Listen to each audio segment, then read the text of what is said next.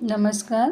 Smita kitchen या आपल्या YouTube चॅनलमध्ये आपणा सर्वांचं मनापासून स्वागत आहे. आज आपण हिरव्या वाटाण्याची उसळ बघणार आहोत किंवा तुम्ही त्याला भाजी म्हणू शकता. तर हा मी सुका हिरवा वाटाणा घेतला आहे. तर त्याला मी रात्रभर पाण्यामध्ये भिजत ठेवलं आणि दुसऱ्या दिवशी पाण्यातून निथळून हा चाळणीमध्ये ठेवला होता. तर ह्याला असे छान असे मोड आलेले आहेत बघा वाटाण्याला. आता ह्यामध्ये आपण हे पाणी घालणार आहोत. तर स्वच्छ धुवून घेतलेलं आहे मी पुन्हा एकदा. आता त्यानंतर आपल्याला यामध्ये एक बारीक चिरलेला टोमॅटो घालायचा आहे.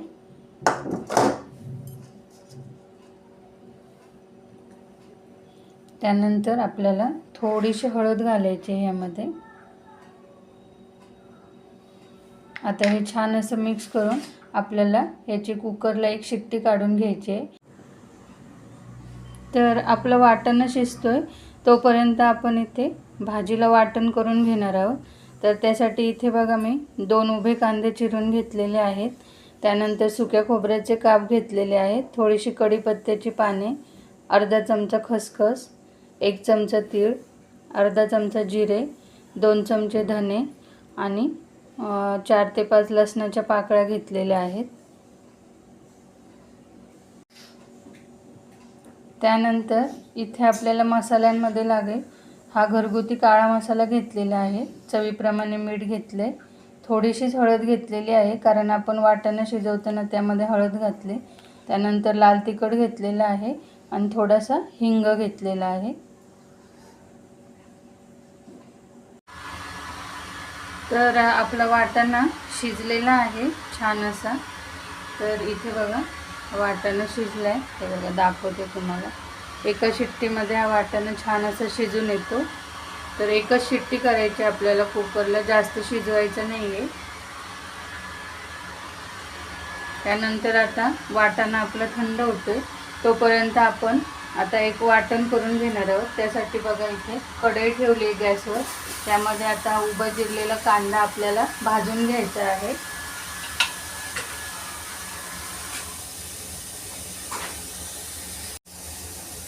तर इथे कांदा भाजण्यासाठी मी थोडंसं तेल टाकणार आहे यामध्ये. तर कांदा आपल्याला छान असा सोनेरी रंगावर भाजून घ्यायचा आहे.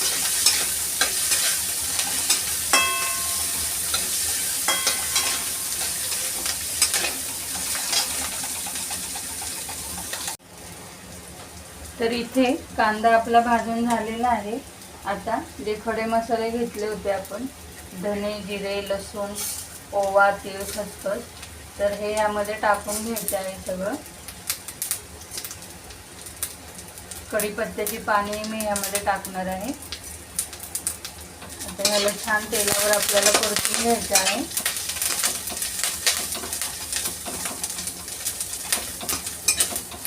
आता यामध्ये आपण जे सुकं खोबरं घेतले ते ह्याबरोबर भाजून घ्यायचे आपल्याला.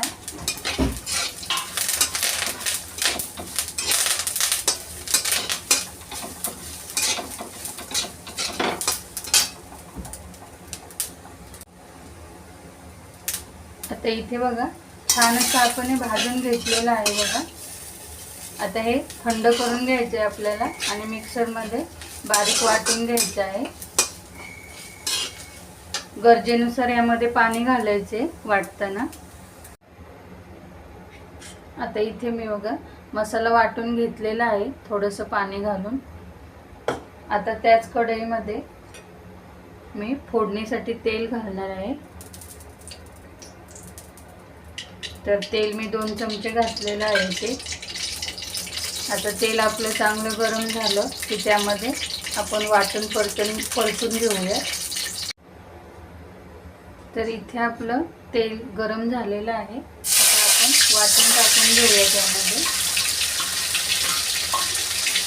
आता तेलावर छान आपल्याला वाटण असं परतून घ्यायचं आहे.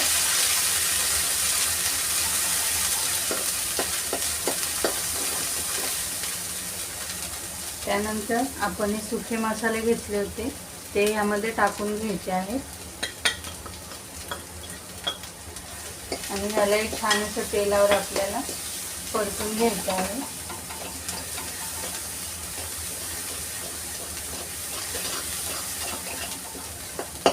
आता त्याच मिक्सरच्या भांड्यामध्ये मी थोडंसं पाणी घेतलं आहे, ते टाकून घेणार आहोत आपण यामध्ये.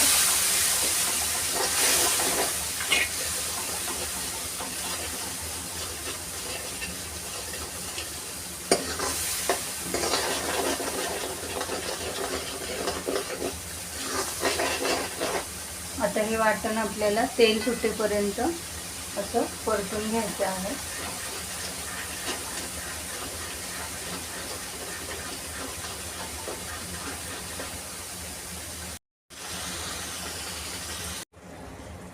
तर इथे मी झाकण लावून ठेवलं होतं ह्याला 2 मिनिटासाठी.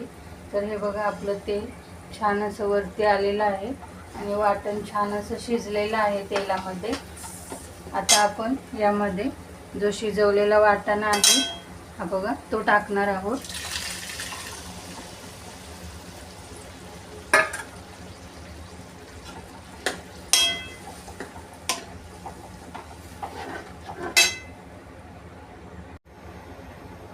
आता हा वाटाणा छान असा मसाल्यामध्ये मी परतून घेतलेला आहे. आता थोडंसं अजून मी पाणी टाकणार आहे आणि ह्याला एक 5 ते 7 मिनिटं भाजीला मी आता शिजू देणार आहे. आता इथे मी थोडासा चवीपुरती गूळ टाकणार आहे, हे बघा. आणि अजून एक 5 मिनिटं भाजीला शिजू द्यायचं आहे आपल्याला. तर इथे आपल्या भाजीला छान अशी उकळी आलेली आहे, हे बघा. तर आपली वाटाण्याची भाजी आता खाण्यासाठी तयार झालेली आहे, हे बघा.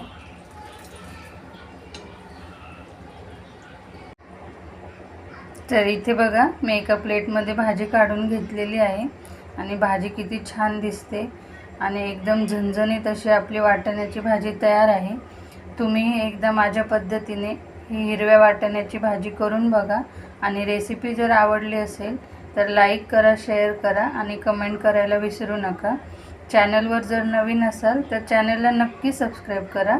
पुन्हा भेटूयात अशाच एका नवीन व्हिडिओसोबत. तोपर्यंत धन्यवाद.